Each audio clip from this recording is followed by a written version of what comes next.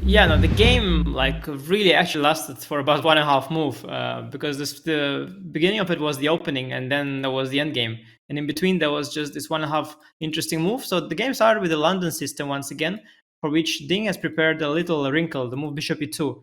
We even forgot to mention it while doing commentary, which is why it was probably a good surprise, and Gukesh was perhaps a little bit out of book here, didn't really recollect the details, played the most solid way with Bishop D6. Critical certainly is Queen B6. This is what Ding has spent his most of his preparation on, I'm sure. Bishop D6 gives White an opportunity to go for this very small edge with DC, and perhaps Gukesh had a more precise way to play here. Hard to say. It has to be analyzed. Maybe taking the pawn, maybe developing the knight here or the bishop here. It has to be analyzed. In any case, after knight c6, knight c3 takes, bishop c4. Ding appeared to have a slightly better position thanks to his better bishop on f4 as compared to the one on c8. The rest of the position is absolutely symmetrical, but this nuance gives him a small edge. Gukesh went for knight h5, an attempt to neutralize this strong bishop. And this was the moment where the game could have gotten interesting. And 2 moves later, it no longer was. So something could have happened here. We saw in the press conference they spoke about knight e4 in detail. Gukesh mentioned bishop e7, bishop d6, takes queen e7, and then he noticed this idea of queen d2, rook d8, rook d1, when this X-ray on the queen can work both ways, as for example in the line knight f6, knight g5.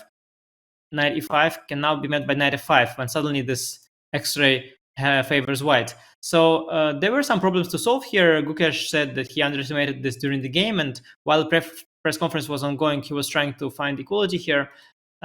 Indeed, white has a little more pressure here than in the game. So this move knight e4 certainly was a possibility.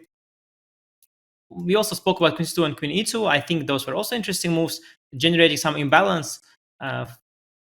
In this case, black still has the issue of the bishop, and this pawn structure is now unbalanced. Quite interesting, as we mentioned, for white, some attacking possibilities.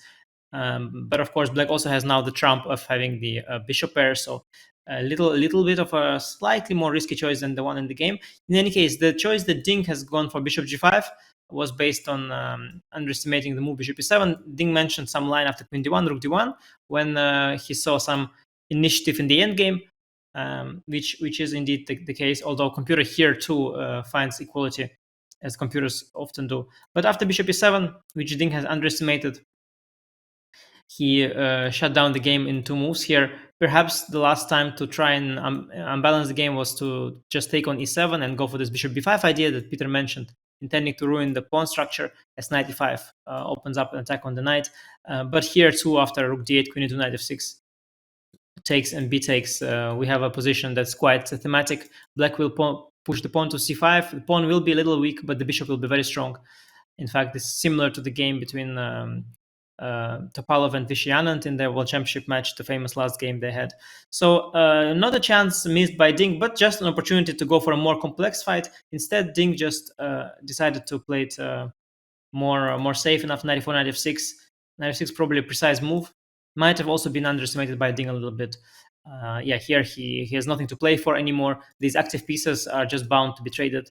And after everything got traded, this endgame, although white has a slightly more clean pawn structure, this really is not a problem for black. The doubled pawns are well integrated in the pawn structure. The h pawn is not so vulnerable on h6, and there were really no problems for Gukesh.